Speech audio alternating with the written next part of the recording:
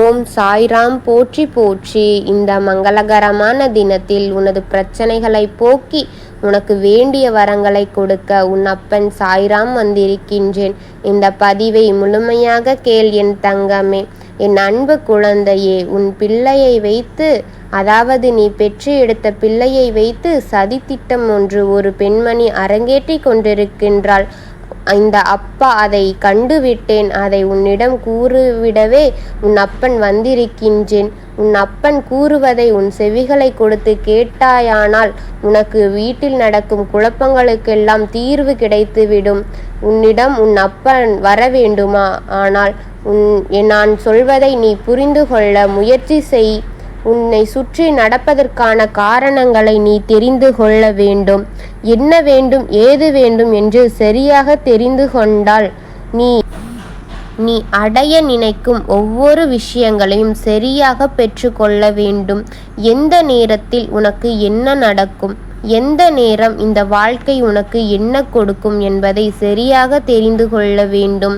நமது வாழ்க்கையில் நம் பெற்ற பிள்ளைகள் நமக்கு எவ்வளவு முக்கியமானவர்கள். அவர்களுக்காகத்தான் இந்த வாழ்க்கையே சென்று கொண்டிருக்கின்றது. இப்படிப்பட்ட வாழ்க்கையில் வேண்டும் என்றே கஷ்டங்களையும் காயங்களையும் கொடுக்க நினைக்கிறார்கள். உன்னை எங்கு அடித்தால் உனக்கு வலிக்கும் என்பதை தெரிந்து கொண்டே செய்கிறார்கள். ஒவ்வொரு நாளும் உன் வாழ்க்கையில் நடக்கின்ற ஒவ்வொரு விஷயங்களையும் கவனமாக நீ தெரிந்து கொள்ள வேண்டும். இந்த சூழ்நிலை இந்த வாழ்க்கைக்கு உனக்கு என்ன மாற்றம் செய்து கொடுக்கும் என்பதை தெரிந்து கொள்ள வேண்டும். ஒவ்வொரு நாளும் நீ ஆசைப்பட்டதை அடைந்துவிட வேண்டும் என்பதில் கவனமாக இருக்க வேண்டும். இனி நீ உனக்கு என்ன நடக்குமோ ஏது நடக்குமோ என்று என் குழந்தையே வருந்தாதே.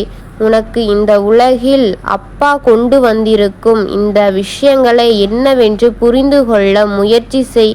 உன்னை சுற்றிய சூழ்நிலைகள் எல்லாம் உனக்கு கொடுக்கும், ஏது கொடுக்கும் என்பதை நினைவில் கொண்டு அப்பா எல்லா விஷயங்களிலும் முழுமனதோடும் தெளிவோடும் இருக்க வேண்டும். உன் வாழ்க்கையில் வந்த பல பிரச்சனைகளை நான் தவிர்த்திருக்கின்றேன். பல கஷ்டங்களையும் உனக்கு வரவிடாமல் செய்திருக்கின்றேன். ஆனால் இந்த துரோகம் மட்டும் அப்படியே இருக்கின்றது. அதற்கு காரணம் அவர்களுக்கு நீ கொடுக்கின்ற இடம். மீண்டும் மீண்டும் அவர்கள் மீது நம்பிக்கை கொண்டதன் பலன்தான் சேர்ந்து கொண்டிருக்கின்றது என்பதை, என்ன நடந்தாலும் எவ்வளவு பிரச்சனைகள் வந்தாலும் உனக்கு நடப்பதனை எல்லாம் புரிந்து கொள்ள வேண்டிய காலம் வந்துவிட்டது. சற்று என்று எந்த வாழ்க்கை எல்லாம் மாறித்தான் போய்விடும். உன்னுடன் நான் இருந்து உனக்கு கொடுக்கும் ஒவ்வொரு விஷயங்களையும் நீ சரியாக செய்துவிட வேண்டும். நான் சொல்வதையெல்லாம் நீ சரியாக புரிந்து கொண்டு அதை பின்பற்றி நடந்து கொள்ள வேண்டும். உன் அப்பா உனக்கு நடப்பதையும் நீ செய்வதையும் உன்னிப்பாக கவனித்து கொண்டிருக்கின்றேன். உனக்கு நடப்பதை எல்லாம் என்னிடம் சொல்லும் பொழுது உன் அப்பா நான் உன் துன்பத்தில் இருந்து உன்னை தூக்கி விடுகின்றேன் அல்லவா? அது உன் பிள்ளைகள் சம்பந்தப்பட்ட விஷயம். அவ்வளவு சுலபமாக விட்டுவிட மாட்டேன். நான் இதை நிச்சயமாக விட்டுவிடவே மாட்டேன். எப்படி ஒரு சம்பவம் நடந்துவிடுமோ, என்னை தாண்டி நடந்துவிடுமா? உன்னை சுற்றி இருந்த சூழ்நிலைகள் உனக்கு இன்னல்களை கொடுத்த பொழுது கூட உன் குழந்தை நீ கண்கலங்கவில்லை. உன் குழந்தைக்கு ஒரு பிரச்சனை வந்தவுடன் நீ உடைந்து விட்டாய். இதையெல்லாம் இப்படி சரி செய்ய வேண்டும் என்று அழுது கொண்டிருக்கின்றாய் அல்லவா? இதையெல்லாம் என்னிடம் விட்டுவிடு. நீ உன்னுடைய வேலையை பார்த்து கொண்டிரு. நான் என்ன சொல்கின்றேனோ அதை செய்துவிடு. தானாகவே உன் வாழ்க்கை உன்னுடைய கையில் மீண்டு வந்துவிடும். இந்த சூழ்நிலைகளை எல்லாம் வென்று மீண்டும் உன் சூழ்நிலையை உன்னுடைய குழந்தை வரத்தான் போகின்றது. உனக்கு என்ன நடக்கும், ஏது நடந்திருக்கும் எல்லாம் யோசித்து கலங்காமல் நான் உனக்காக வருகின்ற அந்த காலங்களை எல்லாம் நீ புரிந்து கொள்ள வேண்டும். உனக்கு நடப்பதை நீ புரிந்து கொள்ள வேண்டும். உன்னை இந்த நிலைமைக்கு இருந்து நான் மீட்டு எடுத்து விடுவேன். நம்பிக்கையோடு இரு. எப்பொழுது எங்கு கை வைக்கலாம், யாரை கெடுத்து மூளையில் போடலாம் என்று நினைப்பவர்களை நீ எங்காவது பார்த்ததுண்டா? குழந்தைகளை பழிவாங்கி அந்த குழந்தைகளையே பகடக்காயாக பயன்படுத்தி அவர்களுக்கு வேண்டாதவர்களை பழிவாங்க நினைப்பவர்கள் அவர்கள் ஒருபொழுதும் நல்லவர்களாக இருக்க முடியாது. அவர்களுக்கு மற்றவர்களை எப்படி அவர்கள் வாழ்க்கையில் துன்புறுத்தவும் சோதனைப்படுத்தவும் இதைதான் வேலையாக வைத்து கொண்டிருக்கிறார்கள். இதுபோல மனிதர்களுடன் இருந்து உன்னுடைய வாழ்க்கையை நீ மீட்டு எடுக்க வேண்டும் என்று உன் சாய் அப்பா நான் சொல்வது போல் கேட்டு புரிந்து நடந்து கொள். இப்படி ஒரு மனிதன் துன்பத்தை பார்த்து மகிழ்ந்துதான் இவன் வாழ்கின்றான் என்றால் அவன் நிச்சயமாக யாருக்கும் உதவ மாட்டான். இப்படி குணம் படைத்தவன் கண்டிப்பாக நல்லவனாக இருக்க மாட்டான்.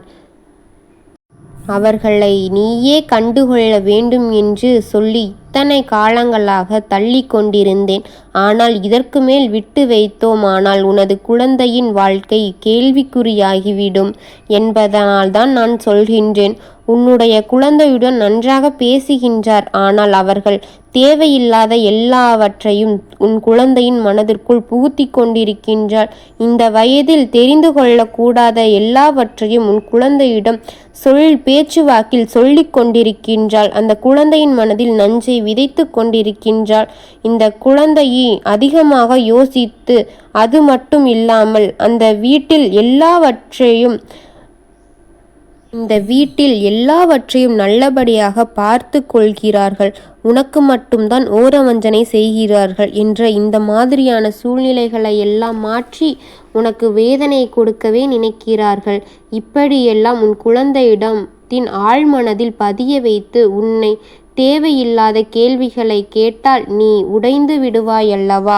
எதற்கு இந்த வாழ்க்கை என்று நினைத்து நீ இந்த வாழ்க்கையில் வெறுத்து உன்னுடைய சந்தோஷமான வாழ்க்கையை எல்லாம் இழந்து நிற்பாயல்லவா? அதை பார்த்து அவர்கள் மகிழ்ந்து விட ஆசைப்படுகிறார்கள். உன் குழந்தையை வைத்து உன்னுடைய வாழ்க்கையை உன்னை உடைக்க நினைக்கிறார்கள். உன் குழந்தையவே உனக்கு எதிராக அவர்கள் பகடக்காயாக பயன்படுத்தி உன்னை உடைத்து உன் வாழ்க்கையில் உன்னை வெறுமைப்படுத்தி விடலாம் என்று அவர்கள் நினைத்து விட்டார்கள். ஆனால் உன் அப்பா சாய்ராம் சொல்வதையெல்லாம் நீ கேட்டு உன் குழந்தையிடம் நீ நட்புடன் பழக வேண்டும். என்ன நடந்தாலும் உன்னிடம் வந்து பகிர்ந்து கொள்ளும் அளவிற்கு நீ உன்னுடைய குழந்தையிடம் வெளிப்படையாக இருக்க வேண்டும். பிறகு யார் என்ன செய்துவிட முடியும்? யார் நினைத்தாலும் எதுவும் செய்துவிட முடியாது. உன்னையும் உன் குழந்தையும் எந்த நிலையிலும் எது பாதிக்காமல் நான் பார்த்து கொள்கின்றேன். நான் இருக்க உனக்கு என்ன பயம்? ஓம் சாய்ராம் போற்றி போற்றி.